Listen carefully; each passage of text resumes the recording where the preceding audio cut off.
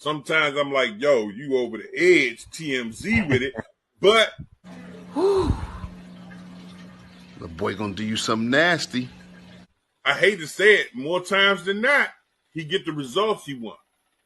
Right, and And to that's be honest with because you, I honestly don't think it's over. Honestly, I think exactly what this state needs.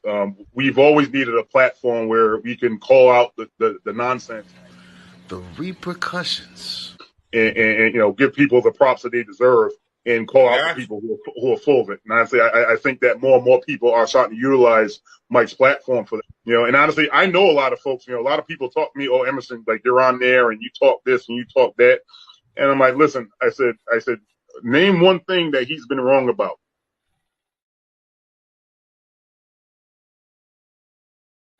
And then there's silence. But boy, Right. Because they know. Because honestly, like that stuff that's being exposed, they're like, "Oh, damn, how did he find out about it?" And again, Mike has his sources, and I never get into that. But at the end of the Yeah, day, man. Hey, what look. he exposes is the truth. And people don't want to hear that. They want to hear the watered down version. They want to hear, "Oh, well, I don't know how he found that out, Right. blah, blah, blah." But, they want to duck and dodge and this and that. And, there's no need for that. It's like, okay, I have we my need to bring a connections. level of respect back to, coaching and Yeah. administration and stuff like that. And honestly, when people get called out like that, they call It's out dangerous. the nonsense. And that's exactly what we need. y'all better stop playing with that boy. That's right. They call out the nonsense. What's going on, everybody? Welcome back. We picked our criteria for Coach of the Year. Stay tuned because we are going to break down the Division I Coaches Association now. I think they did a fair job. Fair job. Some people, they don't really agree with a lot of the moves, but we're going to talk about that today.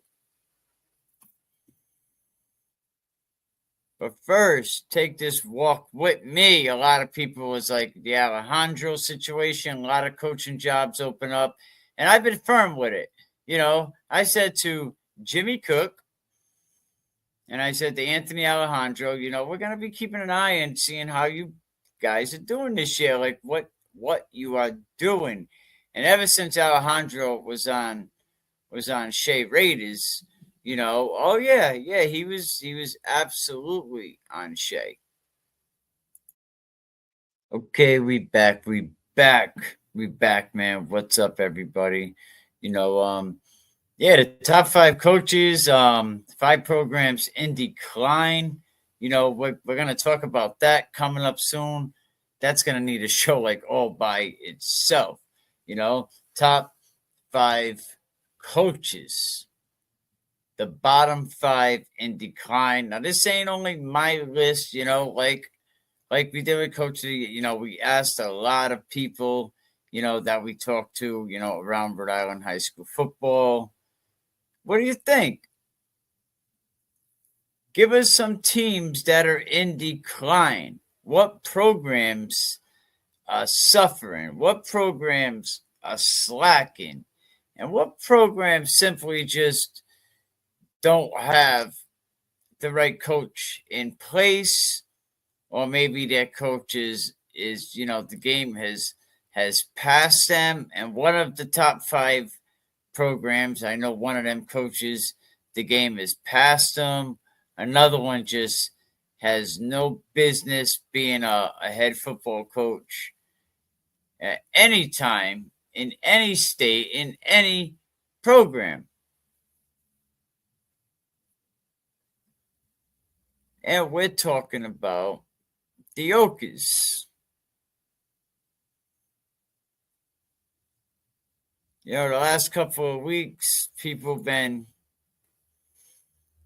we've been hearing from not only parents. Where is this email? Not only parents, but we also been hearing from alumni,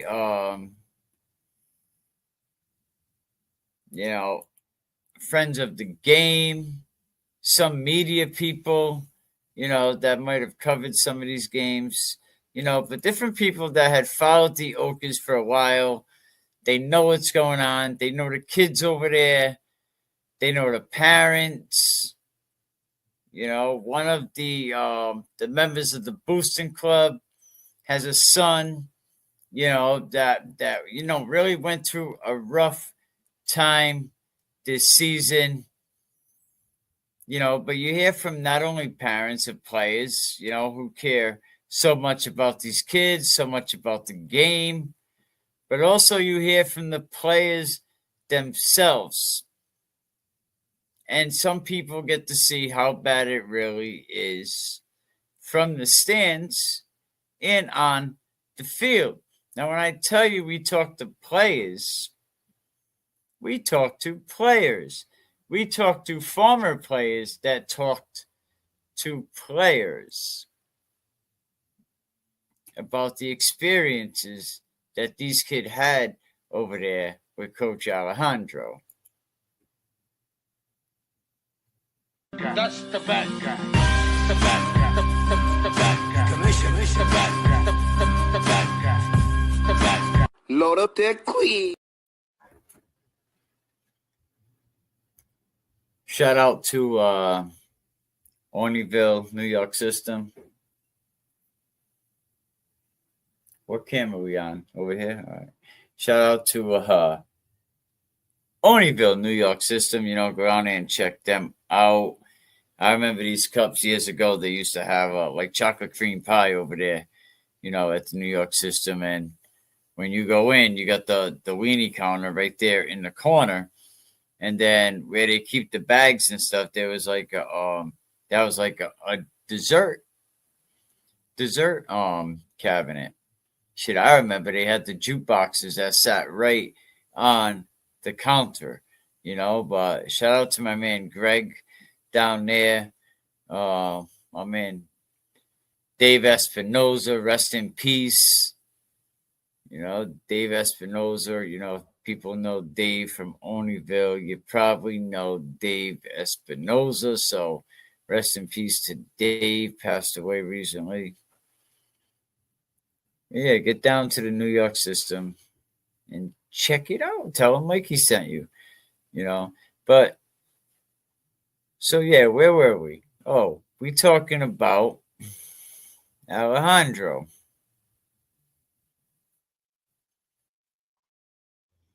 And even some of the stuff that be coming out of some of these people's mouth, just things like it's just what some of these players, some of these parents, the experiences that they have had. And then you talk to some of the players that played back in 2021 during the spring fall season, the 2022 season. And they have been talking to these kids and they see what's going on. And, and back then you were lucky enough, a lot of them parents to talk to them players, to get to reminisce of the excitement that they have had those 3 seasons of Coventry Ochre football. When you're listening to the stories of a lot of these parents, right? Stories of practice, stories of games. When you're listening to these people, bus rides they had, friendships that they made, that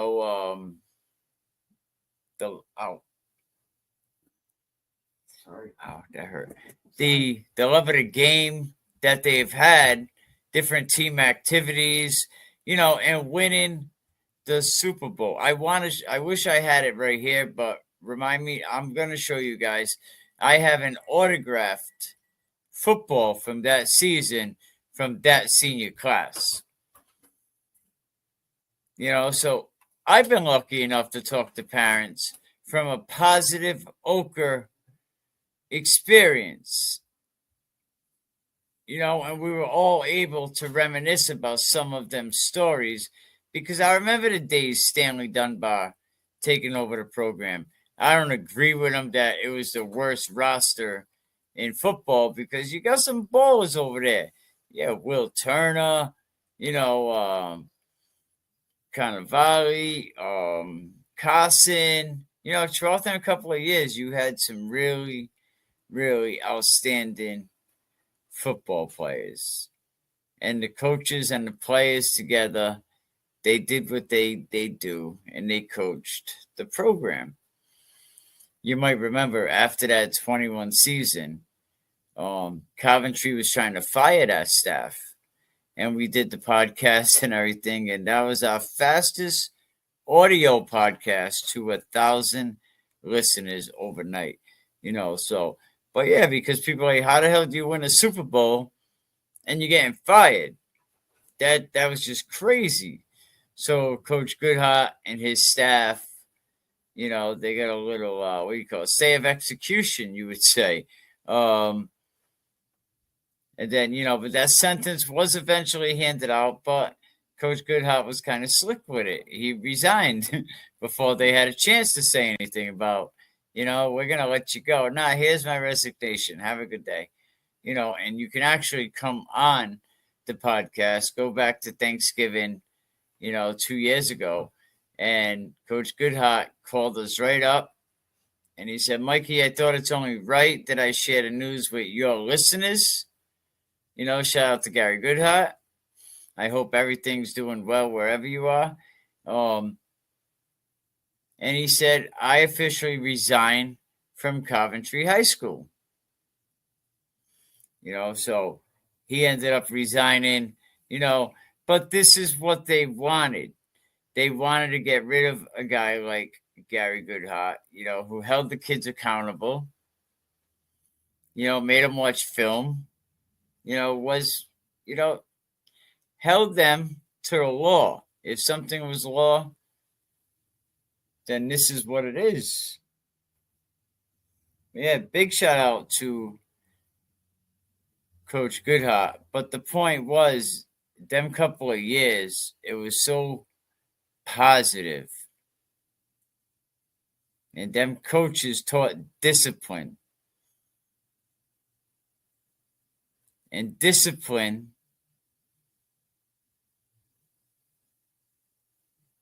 can be vital. But now, when you're hearing these stories today, and then you hear them stories, you wonder what is happening now in the present with the program, with the Anthony Alejandro coached program. The athletic director, him and the principal are very comfortable together to let this happen. I mean, him and the principal get along very, very well. So I'm sure him and the principal are on the same page and knows what it's like falling in love with the game of football. So hopefully the principal and the athletic director is teaching these kids, those who once loved a game that was taught to them with love. But players now speak during and after a game. You know what they talk about? How much they dislike their coach. And that's not the word that I really heard. It's more of a four-letter word that rhymes with bait. And how much they don't want to play football for him. In many games this year,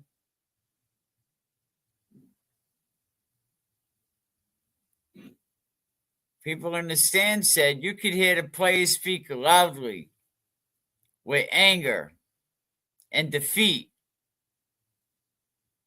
Someone said, win with pride and lose with dignity, right? I think it's be humble in defeat as well as victory. If I got that wrong, I apologize, right? But if you watch that Thanksgiving Day game, Coventry players, because no discipline from the coaching staff, showed the opposite of being humble in defeat, right? There was about 3 minutes left on the clock. Cheap shots are going, pushing, swearing. And I didn't see any of the coaches attempt to stop it. Little to no resistance to the Coventry players. Now, the radio announcer, Parenti, shout out to him, he'll tell you that the game was canceled due to weather. But that wasn't the truth. The truth was the game was canceled because it was getting a little chippy. Now, we really can't blame the kids. The coaches should have got a hold of that long ago when it started getting really chippy. And this is what I mean, the character. You got to have character to be a coach. And when parents have concerns about how a program can have, what they have, how many kids, 50, 60, who knows, 70, 80 kids, I don't know. But when you have as many kids as Coventry had going into the season, and you're finishing at best with 30, that's a problem. During after a lot of games this season, you could hear players saying, I don't like this guy. And that's not the word they were using. It was another 4-letter word. I dislike this guy. And he is the worst. This is what it's saying. And I'll put a screenshot of it.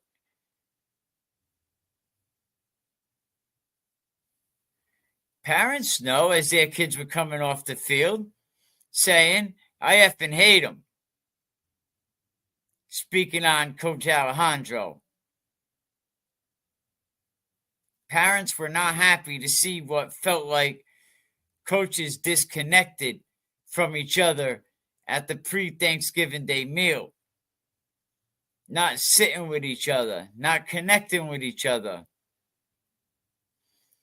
Oh, how do you find out about that? And those that know me, no, I don't cap. I don't come on this internet and lie.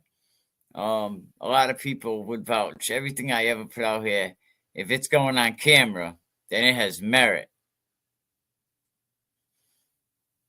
So how can a team have leadership without a leader? Answer me that. And really, I have no personal quarrels with Alejandro. You know, he quit on Shea, left them hanging. He goes over and coaches for Jimmy Cook. Mainly a running program. He's a quarterback coach. They don't even throw the ball. Go figure.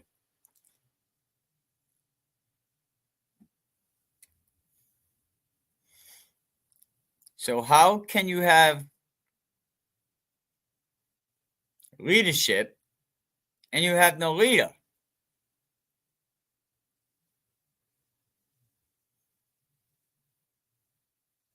How about this? Riddle me this, right? Let's talk about this. How come when practice is over, the head coach is so quick to leave? The other coaches as well. And it's being said, so many kids waiting at the school after practice with no coaches there and the lights off. How can coaches just leave kids in the dock for hours? Is the athletic director checking to see if the coaches they hire are fulfilling their duties? Because from what I heard, that there's been kids waiting after dark for a ride to come. I ain't saying every day, but that needs to be addressed.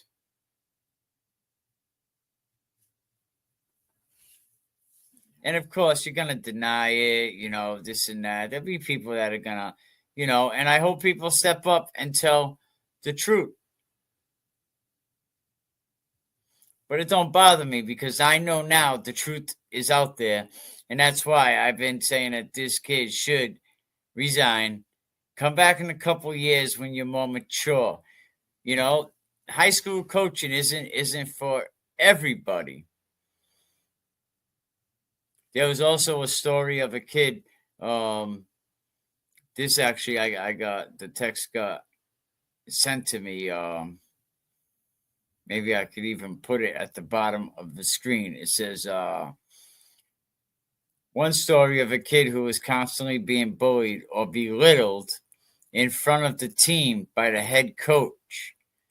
Players from the team reveal that the head coach would single out this one player constantly. Yo, that's crazy if this was really going on, because it's reminding me of a Portsmouth situation. Players from the team reveal that the head coach would single out this one player constantly. The head coach was heard saying he will never effing play football for this team. Is that true, Anthony?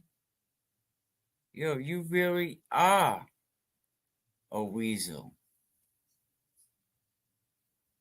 He was also overheard saying the player would never be as good as other players. And that's not the first time I've heard this.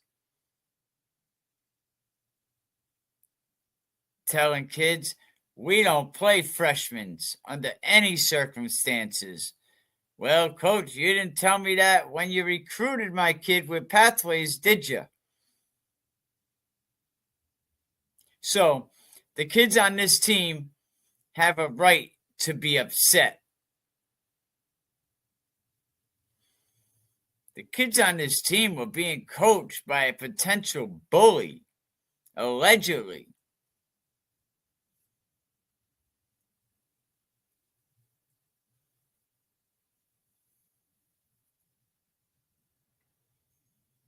As an outsider, it's been tough to look into the eyes of young men and parents who had such love and passion for the game of football.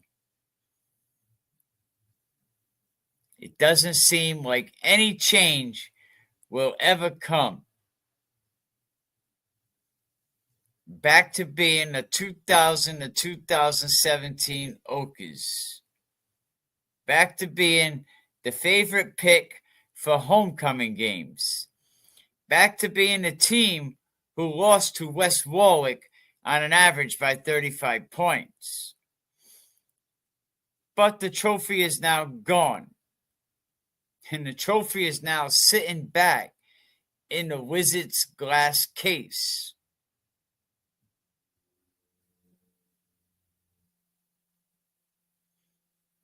The Wizards feel it. The Wizards have the momentum now.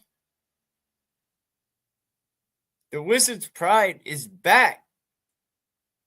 You've seen it on the field. You've seen it that game. The Wizards believed in every play they were doing.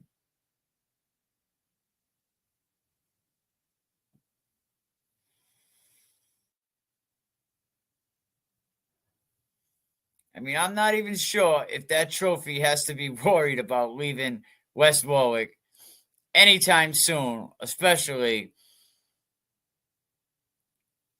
with coaches like Alejandro around. But he's going to resign because he knows it's the best thing to do.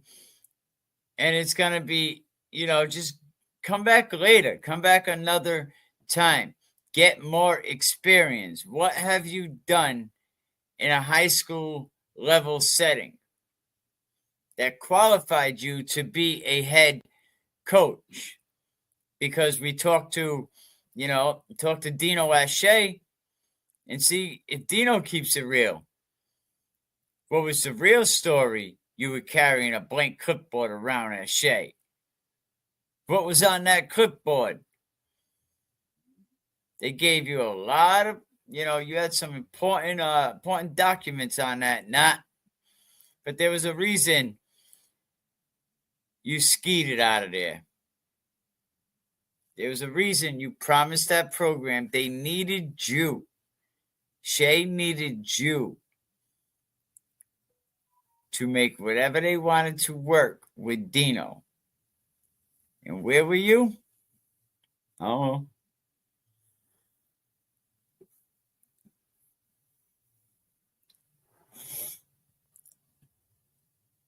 But let's look at the last 5 games versus West Warwick on Thanksgiving. You know what the major difference is? Stanley Dunbar in 2018. You know what? I'm going to put this in the, let me see. Here we go.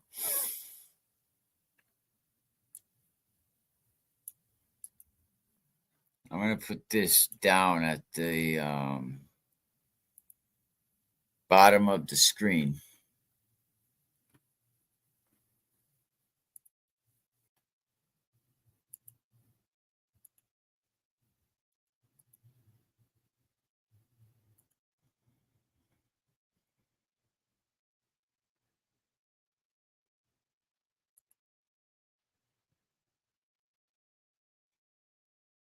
And we could read it together.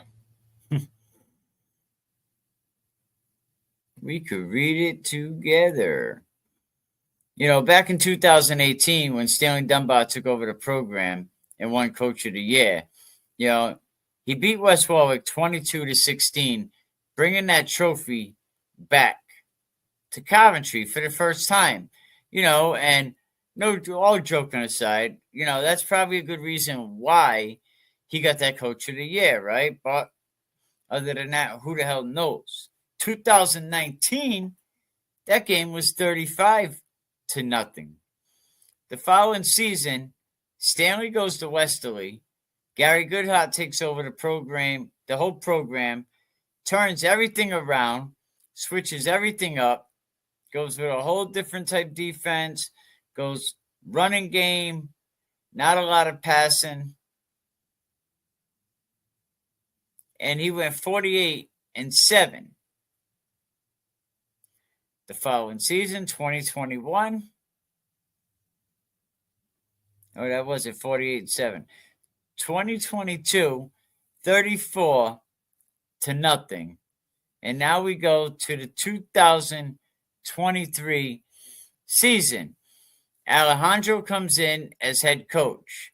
But the credit don't go to Alejandro, does it? It goes to Jimmy Cook for running the program and winning 30-14. And finally, the outlier, Alejandro. You lost that game 6-33, and you gave West Warwick their first win to get the only win that they needed to get that trophy back. They were up there smoking on cigars. They were like, oh, yeah, we got one. And I know what you meant. Absolutely. We got a fish. We got a fish. But listen, man, I'm just speaking facts, and I'm just speaking from what parents are saying, what players are saying, what other people in the community are saying. And there's always people that say, oh, nah, he's a great coach, like, not only are you a bad coach, like I talked to some of your people up in East Providence, they don't only say you're a bad coach, but you a terrible friend as well.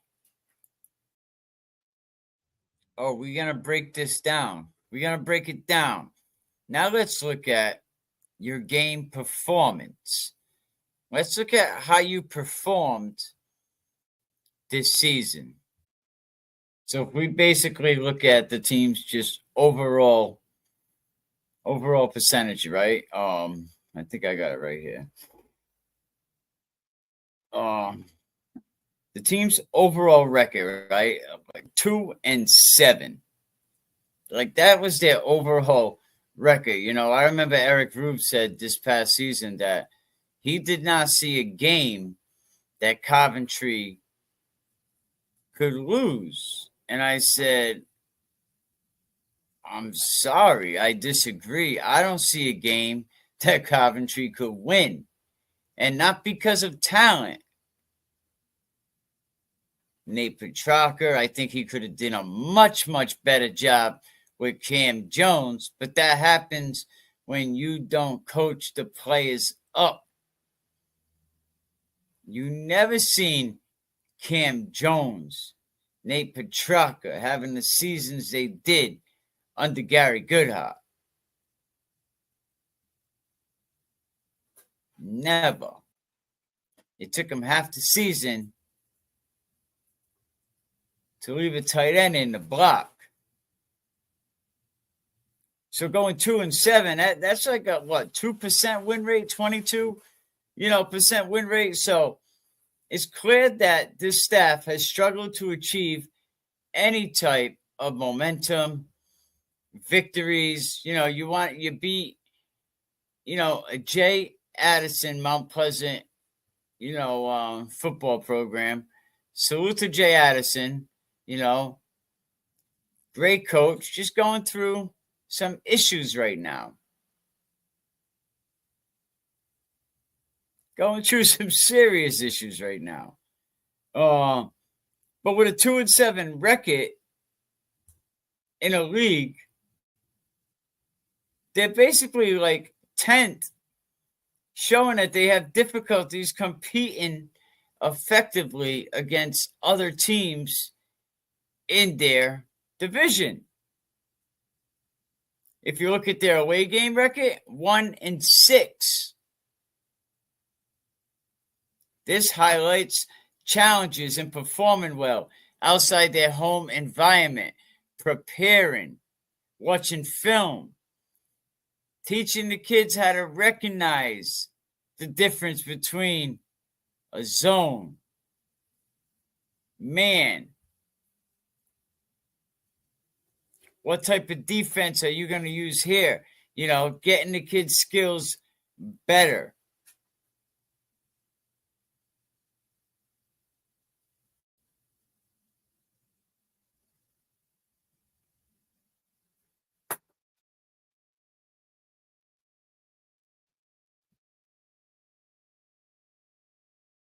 I mean, you start losing games like this, you definitely affect the morale of the whole program, of the school, of the fan support, of the student body.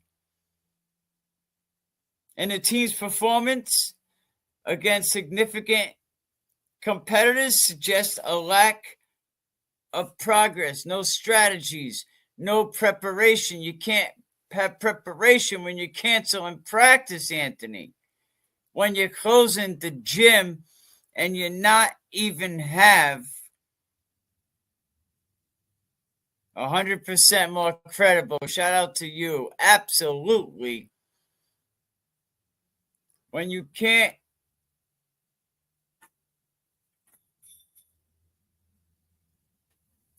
so there's so many concerning aspects here.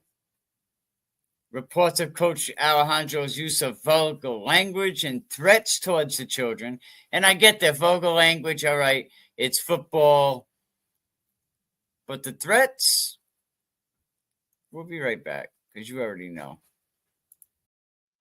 Never, as long as I've been doing this, have I ever intentionally like when at coaches to attack to belittle but when it's a fact and when so many people and so many parents, come to you and they say these things and it's like, so you have to take a stand. And I'm the one that's gonna say it. Like none of these other media guys, you have, the guy at the Journal Bulletin whose credibility is so out of whack, so crazy. You know what I mean? So yeah, he could go and, do his games and do his fake little all state, which kind of means very little. The coaches all state has more credibility because it's picked by the coaches. James Branch, Division II back of the year. I think James Branch should be the back of the year. Absolutely. But we'll get into more of that later, right? But yeah, so several parents, some kids even left the program. Parents pulling their kids, but these values, these principles, you just got to find a different approach. When I got parents calling me up telling me that their son told them that they can't talk to me anymore. I was like, huh? I was like, so your kid told you that you can't talk to the guy on the podcast anymore. Where'd that come from? So many things. I don't play freshman under any circumstances. Just crazy things like that. And let's talk about one other thing. Let's talk about the post. The post that Anthony thinks that there was some big conspiracy. Let me see if I can find this picture. This picture right here, right? Shout out to Najee Barrows. He's probably going to be pissed that I'm doing this. But this post right here, Najee posted this, back in October 28th. It was right before the last game of the regular season. He says, my son, Quadir Barrows, is the best option for his school, period. Quarterback is in the building. Let's get it. The future is here. Now, that was posted, right? So I seen that.